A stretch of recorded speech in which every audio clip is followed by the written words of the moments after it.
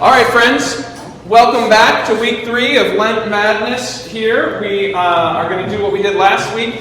The exciting news is that we were going to have A.J. Nolan present the upcoming week's matchups.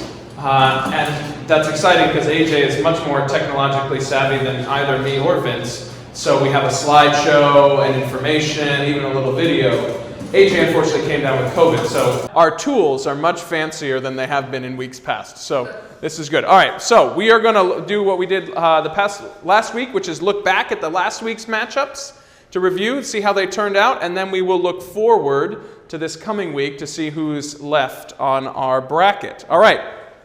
If you remember, Father Vince led us through the story of Simeon of Bacchus. That is Simeon the Black, talking about from the Acts of the Apostles. He was a courtier to the Candace, a big Eastern, Ethiopian queen. Philip went up to him Philip went up to him and tried to convert him. It was successful. That was exciting. Simeon, and then Blandina, our very own Blandina from our chapel, who was martyred, potentially, possibly, probably by a lion in the arena. So, we have a drum roll, please, while I see. Oh, look at that. Whoa, we only had about 14 votes separating them. 114 votes, and yours was one of them. All right, that's about as close as we've had this year. 86 votes. 86 votes, excuse me, 86 votes. 86 votes. Every vote counts, folks. Blandina. Just by a little bit, yeah. She's the first one to pull the upset. She pulled an upset. Well, she was trailing. Ed's been following it through the day. I'm tracking through the day. It'd say she was trailing. I know. When I voted, she was behind. And then she came up and pulled it up at the last quarter here. So she had a surge at the end. Blandina brings it home. All right, so that was... She defined her name. She's not so bland. No. So that was a tough matchup. Remember, we talked about how that one was going to be a tricky one for folks. All right. So that was Simeon versus Blandina. There's the little video you can watch if you want. Then we had Josephine Bakita versus Eric Liddell. Right? Josephine Bakita coming from India. Right? And then Eric... Sudan. Sorry? Sudan. Excuse me. Sorry. From Sudan, and coming and escaping the terrible persecution and the situation there, which has been going on for now hundreds of years. A wonderful woman with a deep faith, and becomes a sort of spiritual mother to many. And then we have Eric Liddell, right? Chariots of Fire. Do, do, do, do, do. Is that right? Yeah. Okay. All right, so what do we got here? Josephine. Oh, Josephine wins. All right. Eric Liddell wasn't just enough to run a fast race. No, as Vince said, he also was a missionary, did a lot of work within the world to spread the Christian gospel. But Josephine, so 2 women taking the first couple matchups in this past week's activity. Let's go ahead to Chief Seattle versus Botolph. Chief Seattle versus Botolph. Chief Seattle, remember, from up around the Pacific Northwest, a Native American chief who has a deep affinity and is known for his care for creation. And by the way, I neglected the fun fact I found out. All right, tell us. Which is his baptismal name was Noah. Really? Yeah. All right. Good. They should have named it. Yeah, that's good. Well, it's a great name. I know, yeah. Only the best people are named Noah. So I should have voted for him now. Yeah, I voted for the name of my home city instead, which is where Botolph comes from. If I had known that, Vince, we would have maybe changed my vote. But I don't think it would have mattered because Chief Seattle... Boston goes down. Chief Seattle with about 80% of the vote. That's a real thrashing. So Botolph just didn't capture people's imagination, I guess. Well... My daughter-in-law informed me that his name was not Seattle. Okay. It was Noah. It was something else. Something else. It does have an S. Okay. Well, that was Thursday, and then we had, or Wednesday, Cuthman versus Leoba.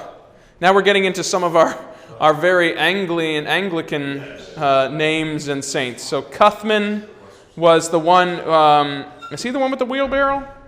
Yeah. Bringing around his mother, his beloved mother, in a wheelbarrow. I thought that was very compelling. Yeah. Divine assistance with construction projects. A divine assistance with construction projects. The patron saint of construction also was compelling.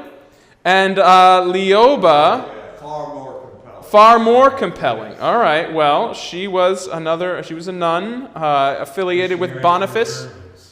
Yeah, affiliated with St. Boniface. So let's see how we did here. Oh, Leoba with a 58% of the vote to 42. Okay, well, you mothers out there were a little split there, it seems, perhaps. Would you like to have been wheeled around as you were? I'm just for good measure, I'm going to put a picture of Cuthman in the elevator tower.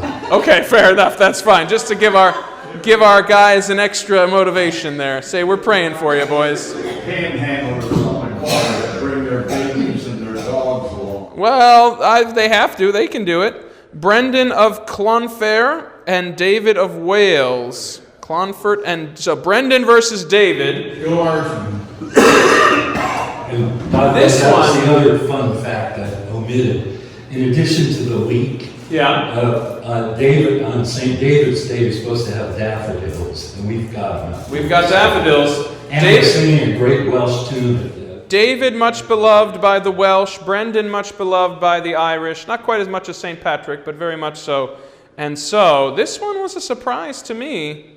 Brendan pulls out the victory. Not enough Welsh people out there gathering the vote. We didn't get out the vote to our...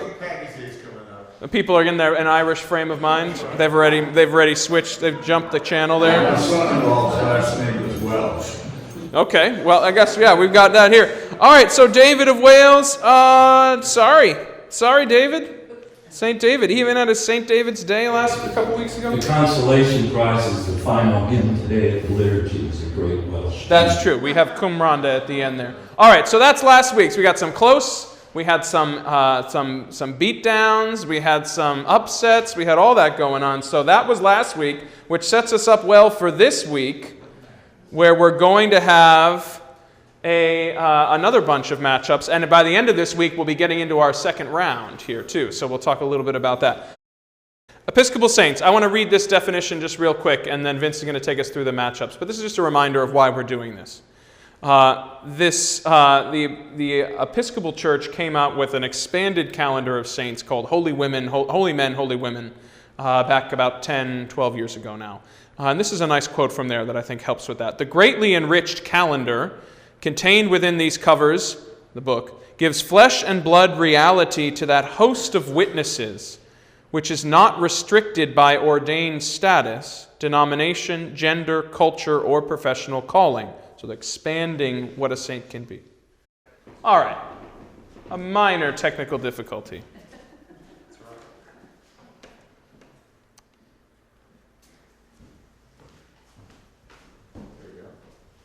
There we are. All right. There we go. That'll get a little sharper as it warms up a little bit. But let me just read what we've got there. The greatly enriched calendar, so we talked about the expansion of the calendar and the definition of who can be a saint or what a saint is. The more faithfully this calendar is observed, the more intimately will we be introduced to an extraordinary array of men and women who, like us, were all created by the Father, all baptized into the Son, and all empowered by the Spirit for ministry in the most diverse of settings and circumstances. So it's not just priests, it's not just monks, it's not just martyrs, it goes beyond that. So, here are the matchups that we're going to be talking about in the next minute here. We've got Juan Diego and John Donne. I'm having a little bit of fun there. Then they've got Jonathan Daniels and Rutilio Grande, who are important people to learn about. Martin de Porres and Maximus, the Confessor. And then our second round matchups, Augustine of Hippo versus Joanna the Myrbearer, and Enmigabo versus Florence Lee Tim Oy. So, Vince, I've got you lined up right here. Why don't you come up and take us through these matchups here, all right? Here, I'm going to give you the mic, so come up here. I can pin this to your... Watch. Step over that. By the way, the criteria that are sort of referenced by not being mentioned in the Roman Catholic process of canonization, there are like 3 ways you can get there. One of them is popular acclamation. Like in the Middle Ages, a lot of times it was just the people said, "He's a saint," and you're a saint. The second one was martyrdom, because being canonized means to the full extent we're able to, we're pretty sure this person made it into heaven. So martyrdom was generally considered, you didn't need any more evidence. And then the third one was this long process of where you had to prove they never, did anything wrong. They never picked up the salad fork for dessert, nothing. As well as you had to have proven miracles, and there's all that whole process.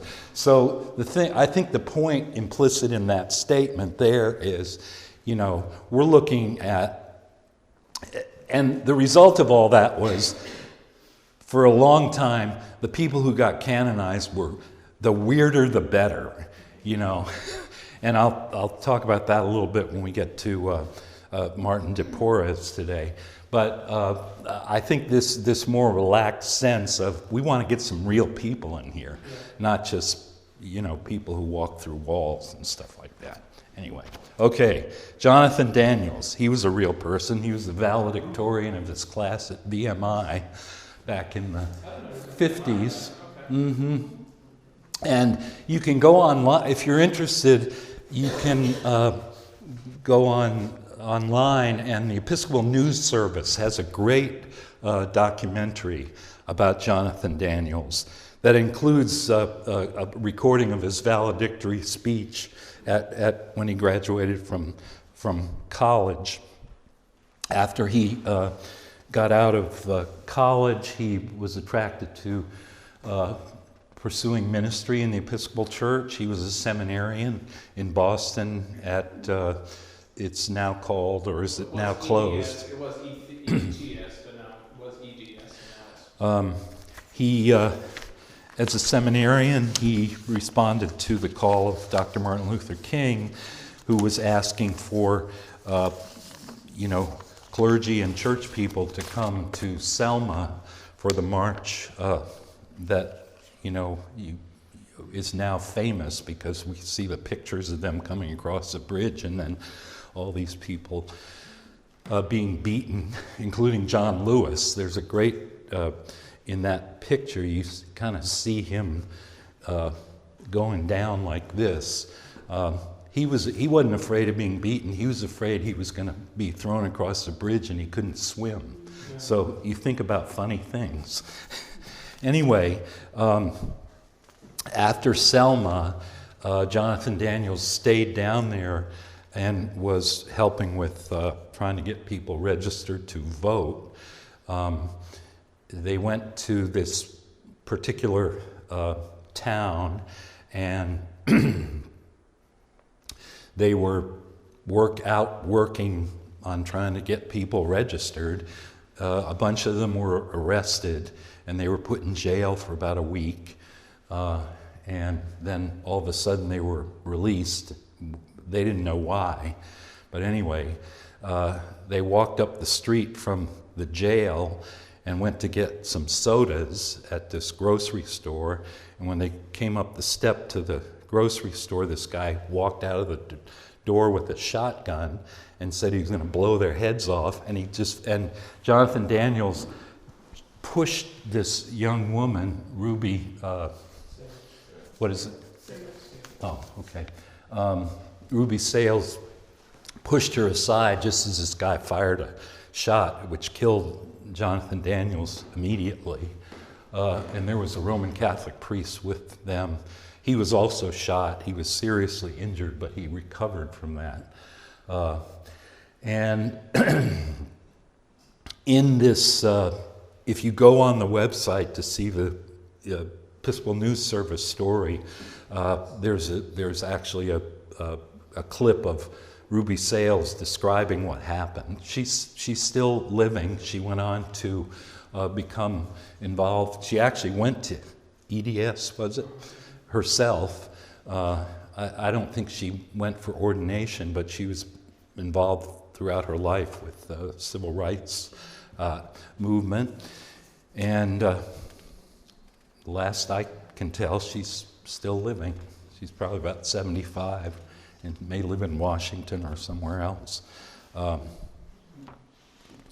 Anyway, Jonathan Daniels, he was from New Hampshire. There's an interview there with the current rector of the church that he grew up in. And so, I mean, this is not St. Brendan. This is like, this happened and some of the people are still around. Okay, so your buddies... Press the screen, just click it over one. Okay. So we can see the next. Your buddies are tough on us because they're putting up against Jonathan Daniels a Roman Catholic priest by the name of Rutilio Grande, who was a Jesuit priest in El Salvador. The quick version is he was sort of like Jonathan Daniels in that when he first got into ministry, he was attracted to, what's going on on the local level here. And in Central America at that time, it was the disparity between the ruling class and the peasants was, it was glaring. And he gradually became a Jesuit, and along the way he became a seminary teacher. And he kind of developed along the way. He was being exposed to the theological trends of that time in Central America, which was that the church was trying to develop an alternative to Marxism for the people out in the country, and it was a very hard struggle because the institutional church was really kind of controlled by the ruling class, and the typical governments there were dictators. They were authoritarian kinds of regimes, and anything that clergy or missionaries, and there were a number of American missionary sisters who were also, involved in this, and we'll get to it in a minute, but Rutilio Grande tried to do all this stuff with seminarians, and he did for a number of years, and then he was told, forget it, shut that down. We're not doing field work with the peasants anymore. He was, one day, he knew they were after him, they being the security police in the army, and one day they followed him down a country road and shot him along with two other lay people who were doing some of the same work. He was a personal friend of Oscar Romero, who was 2 years later, he was shot to death while he was saying Mass at a sister's chapel. And by the way, that movie, Romero, I was a little bit, when it first came out, I thought, well, maybe a little bit overly dramatic.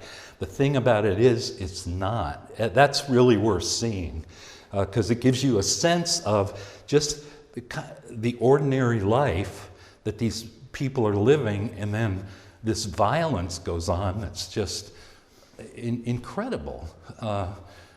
It's a little bit like looking at the videos from Ukraine. You look out, it's not a foreign country. It's all these people who are dressed just like us, and their kids are dressed just like our kids, and their next thing you know, their apartment building is blown up.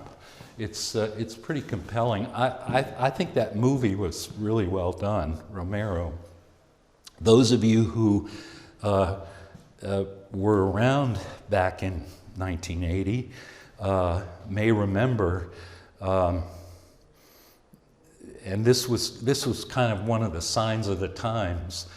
There was a show on TV called Dallas. Remember that?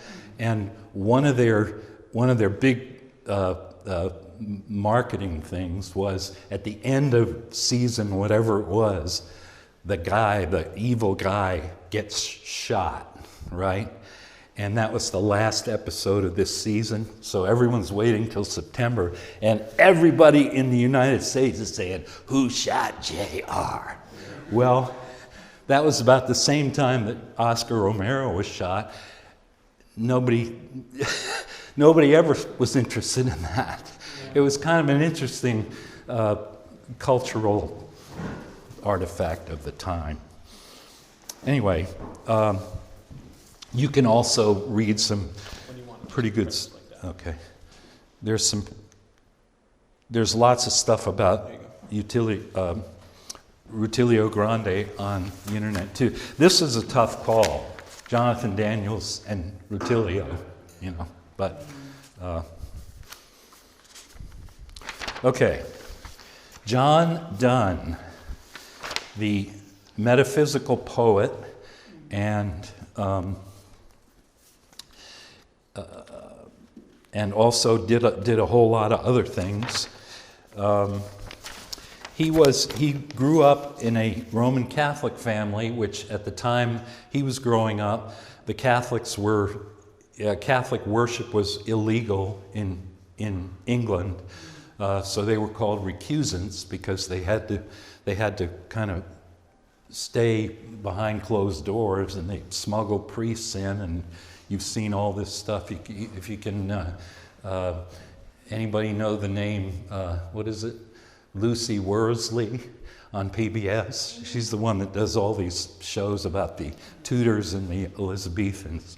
Really, really good stuff. There's a rumor also that Shakespeare was a recusant Catholic, and I've seen a couple shows about where they were hiding priests in London. Anyway, John Donne stuck with his Catholic practice for a while, and then I think the tipping point for him was his brother, or one of his brothers, sheltered a priest and was arrested for it and was put in jail and died of the plague while he was in jail. And I think at that point John Donne said, "Well, I'm done. I'm done with that." He used his name in a number of puns, which Noah. Here we come to Noah, who majored in metaphysical poetry in college. So, all right, so over to you. You step that way. I'll just step up here with you. I'm quite a big fan of John Donne's. There's actually a new biography that just came out on him called Super Infinite, which is very interesting if you're interested in this sort of thing. He was not just a poet, he was also so he was a poet, a lawyer, trying to sort of make his way in the court in England in the 16th century, but eventually found his way to the priesthood and was so good at it, was such a sort of well-known preacher, that eventually became Dean of St. Paul's in London, which is the big main church in the middle of London. So huge Christopher Wren building. It's the old one. The old thing, that's true. But the one that is there now is the Christopher Wren building. He was there and was a bit of a celebrity, a superstar at that point in his life. So he wrote a lot of poetry. He had a rather rakish early life, perhaps overblown. He wrote a lot of love poetry, a lot of secular love poetry, a lot of secular other kinds of poetry. Was very accomplished in that regard. And also wrote, even in those early years before being ordained, more what they call devotional poetry as well. So he's written a whole series of sonnets and sort of other kinds of forms that he has done expertly. AJ went ahead and put up on here one of his most famous sonnets. I think this is Holy Sonnet 13. It's of the series. But I'll read it quickly for you just to sort of get a sense of what he does, what he's like. Death, be not proud, though some have called thee mighty and dreadful, for thou art not so. For those whom thou think'st thou dost overthrow, die not, poor death, nor yet canst thou kill me. From rest and sleep, which but thy pictures be, much pleasure. Then from thee much more must flow, and soonest our best men with thee do go. Rest of their bones and souls' delivery. Thou art slave to fate, chance, kings, and desperate men, and dost with poison, war, and sickness dwell. And poppy or charms can make us sleep as well and better than thy stroke. Why swellest thou then? One short sleep past, we wake eternally, and death shall be no more. Death, thou shalt die. So he's trying to bring death down a few pegs on his thing, saying you're really just like sleep, and we know how to sleep. So don't think you're so proud. Well, he talks about the poppies and the charms. He's saying you can be hypnotized. We know how to do sleep. You're no more than that, death. So don't be so proud of your sort of what you might be. So it's playful, it's smart, it's clever, it's deep. It's got all that going on, which made him quite a beloved poet, but also quite a beloved priest as well. Do you want to say anything more about that, or? Sorry. Yes, there are a couple other phrases associated with him. No man is an island, and ask not for whom the bell tolls. Yep. Yeah. And associated with him is a verb that we don't hear much anymore. He was accused of wasting his fortune on womanizing. That's not a verb we use anymore. Oh, wait, what did I just do here? Sorry. Oh no. Hold on. Sorry, guys. I'm going to bring the back up here. There we are. All right, who's he up against? He's up against Juan Diego. Here's your buddies again. We gotta have a talk. John Donne and Juan Diego. Here, let me move your notes for you here. Both named John. So there's much more to know about John Donne that you can learn, but I'm going to turn you over here to Juan Diego so you can take us into his situation. No, you did a lot on John. Here's Juan Diego for you. Let me clear this out of the way. So Juan Diego was a Mexican peasant who was baptized when he was 50. 50, yeah. And after that, so he experienced 5 visions of Our Lady, who came to be called Our Lady of Guadalupe. Now, let me try to give you the short version here. When he first encountered her, she said, and this is a kind of a stock thing in apparitions over the years. She said, "Go tell the bishop to build me a church on this spot." So, you know what's coming next, right? Because the bishop is always like, "You didn't have a vision. Prove me you had a vision. I want you to go back and tell her, if you really met the Blessed Mother, I want her to give me a sign," okay? So he goes back to the Blessed Mother and he said, "The bishop wants a sign." And she says, "Okay, I want you to come back next Tuesday and I'll have a sign for you." All right, now there's a little sidebar. Meanwhile, his cousin gets sick, and he gets so worried about his cousin, he says, "I'm sure the Blessed Mother will understand this." He gets his cousin over to the hospital or infirmary or whatever it was. So he misses the appointment with her. But while he's on his way through the countryside, she appears to him and she said, "What happened?" And he said, "Well, I'm trying to take care of my cousin, and I was sure you'd understand." And that's when she says this. saying, these are the words up in the chapel, "No estoy yo aquí, soy tu madre." Am I not right here? And I'm your mama. So, in other words, what am I, chopped liver? You should have just,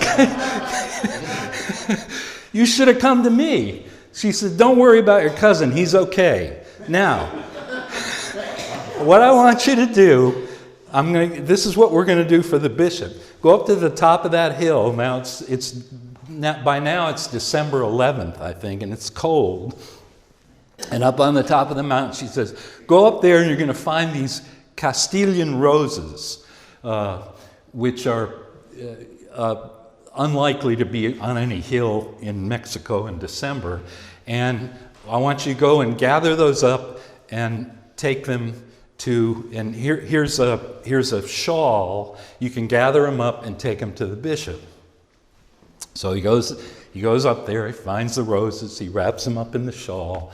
He takes them to the bishop the next day, and he says, "Okay, bishop, here's your sign." And he opens the shawl, which is called a tilde, and puts it out there, and there's all these roses, and lo and behold, there's an image of the Virgin Mary on the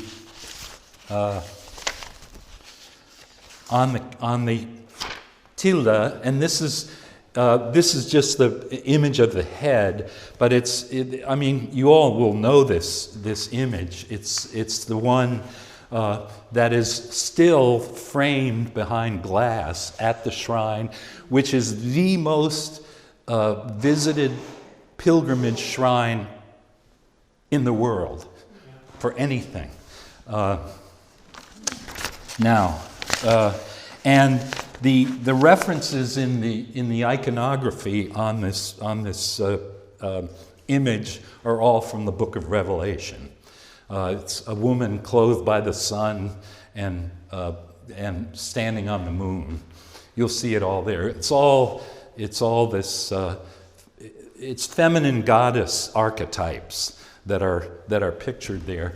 Now, as far as the thing itself, this is a little bit like the Shroud of Turin. Every couple of 50 years or so, someone says, we're going to bring in some scientists to try to see what this really is. Well, they've had some, and you can read about that on the internet. It's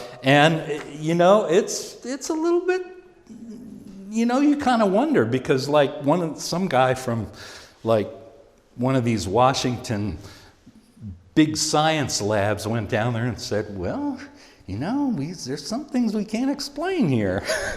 But in any case, I love this image. This is way better than most of the schlock art that you get with the kind of 19th century romantic images of the Virgin. So, anyway, that's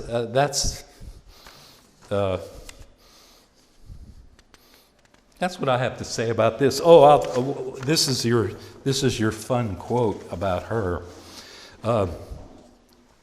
Guadalupe is really kind of it's for indigenous people, particularly in the Western Hemisphere. She was called the first mestiza, or the first Mexican,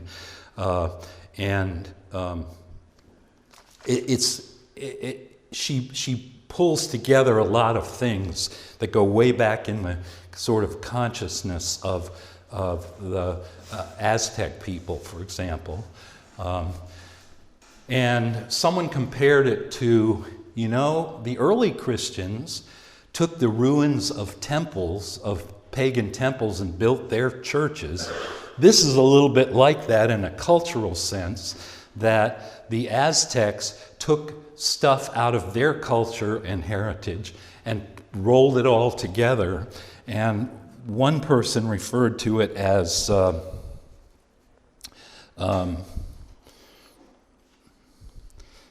Virgin of Guadalupe is the rubber band that binds this disparate nation into a whole.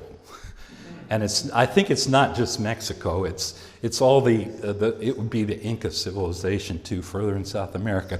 One other quote. This is from Octavio Paz, who's a Nobel author who is Mexican. This is his quote: "The Mexican people, after more than 2 centuries of experiments and defeats, have faith only in the Virgin of Guadalupe and the National Lottery." So, all right, moving on. Get us to the next one. All right. There we go. We only got about 2 minutes before we got to wrap this up a little bit. Okay. 5 minutes or so. All right. Okay. Now the next matchup is. I think this one's going to be a little easier to decide. I'm leading the witnesses here. All right. So it's Maximus the Confessor. Just press it one more time. Here. Oh, That's fine. I'll go back one. there he is. That's him. Hold on. I know, but you went back to the. Hold on. Sorry. Oh no. Now we're going too far. Hold on. I'll get us here. This is what we want. See, I think these are his friends who devised this whole thing. They're playing with us here because there is an implicit pun in this matchup. We have Maximus the Confessor, who is a monk and abbot, revered as a mystic and theologian, against the monothelitism doctrines of the time. Now, this, if you want, Can you do Martin first? That's just in the order of the thing. Oh, okay. Yes. Martin de Porres was he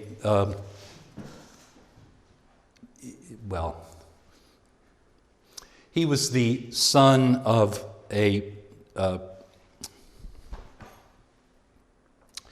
an enslaved Panamanian woman who was both indigenous and African. And his father, this was outside of marriage conception, was a Spanish knight. And this is canon law. If you're not a legitimate child, you can't be in holy orders. Don't get me started. But anyway, he grew up under some pretty tough circumstances. When he was 13, the Spanish knight disappeared. He wasn't supporting the family, but he was sent to be a barber, which at that time also meant you were a surgeon. So this was like a pretty skilled profession, and especially for a 13-year-old to have. He presented himself to the Dominicans, which is a Catholic religious order in Lima, Peru is where he was from. And he said, well, I can't be a priest, but I can be a brother. These are so-called lay brothers who were in all these religious orders. The lay brothers, well, it says Donato, he was a volunteer. So they did all the scut work in the priory, and their reward was they got to wear the habit of the order and they could be buried in it. That's a pretty good trade-off. Anyway, he was well known for his humility, and I mean it went to the extent that at one point the religious community there was running out of money, and he said, "You know what? Sell me as a slave and pay the bills." They didn't do that, but he did all kinds of amazing charitable work, orphanage, hospital. He was known to be able to communicate with animals. One of his symbols on his iconography is there's a bowl there and there's a bird. What is it? You gotta know this one. I'm aware of the time. A dog, a cat, and a bird and a mouse eating together from the same dish. And he's standing there with a broom because his big thing is the dignity of work. And he, speaking of all the weird stuff now, he was attributed with the ability to walk through walls. Like at one point, there was an epidemic, and the professed brothers were on this side, and the lay brothers were on this side, and he appeared on one side of the wall and the other, ministering to both of them. He was known as the other things he was known for or believed that he did were levitation. You could do this. That's a big one in the Middle Ages, too. There's a Saint Robert of England who was known for levitation, and eventually, you got to have patron saints for everything. He was made the patron saint of the space program. But he also he was also known for communicating with animals. He's the patron saint of hairstylists, innkeepers, lottery winners, mixed race people, Peru, poor people, public education, public health, public schools, race relations, social justice, state schools, and television, and the Peruvian Navy. 1 minute on Maximus there. This guy was real people. And I think the pun they meant here is Maximus on the other side, Minimus. Minimus. He's Minimus. There we go. Just 1 minute. And the last is... So this is Maximus. Oh, yeah. Okay, so he was big in some of the controversies over the nature of Christ. And if you want your brain to hurt, go read his entry on Wikipedia to try to figure out what. This was the genius of Elizabeth I when she, the Elizabethan settlement of religion, when she said, "I have no desire to look into men's souls," meaning, I don't care what you think about how it works, just pray this prayer. So Maximus was right there in the fight between all the fine distinctions, and Minimus, otherwise known as Martin de Porres, said, I'm going to take care of this person. We're going to do this. Let's feed the pets. Anyway, I'm leading the witness here on this boat. Okay. The last one is, this is what do you call this? A show off? I mean a showdown. It's the second. Yeah, I'll take us through this real quick. Second tier. So Maximus the Confessor versus Martin de Porres Right. is the last of the first round matchups. Then starting on Thursday, we're into the second round. We've got Augustine of Hippo, St. Augustine, who I'm just going to go real briefly through this here. so that we can have a little bit of information. But we'll talk a little more about Augustine next week. Obviously a huge theologian in the church for many years, but had a vigorous life before that, which you can read about. And we may read a little more about him. He's worthy of study all on his own, versus Joanna the myrrh-bearer, who was that person from the gospel who brought the spices to anoint Jesus' body. The other one is Florence Lee Tim Oy versus Enmagabo. We talked about Enmagabo a couple weeks ago. Florence Lee Tim Oy was the first woman priest in the Anglican Communion coming out of Hong Kong. And you can read about her there. But she was basically ordained and not able to serve until later in life. So she gave up her license after the war, the Cultural Revolution, never renounced her holy orders for about 30 years. So when she moved to Canada in the 80s, she was finally ordained a priest, reinstated as a priest to exercise her priestly ministry. So they're two worthy people to learn about. What we'll do next week is we'll talk about these two matchups. We'll see how they went, but we'll do a little more talk about these individuals, and then we'll look at the upcoming second round matchups as well, because we will have already talked about these individuals' basic biography, but we'll maybe give a little bit more about some of the work they produced or some other things if we can find them. Like we may read some Augustine together next week to sort of say this is what he was all about. And I just want to close with the final slide here. Vote. And here, just read this to you. What we celebrate in the lives of the saints is the presence of Christ expressing itself in and through particular lives lived in the midst of specific historical circumstances. In the saints, we are not dealing primarily with absolutes of perfection, but human lives in all their diversity, open to the motions of the Holy Spirit. Many a holy life, when carefully examined, will reveal flaws or the bias of a particular moment in history or ecclesial perspective. It should encourage us to realize that the saints, like us, are first and foremost redeemed sinners in whom the risen Christ's words to St. Paul come to fulfillment. My grace is sufficient for you, for my power is made perfect in weakness.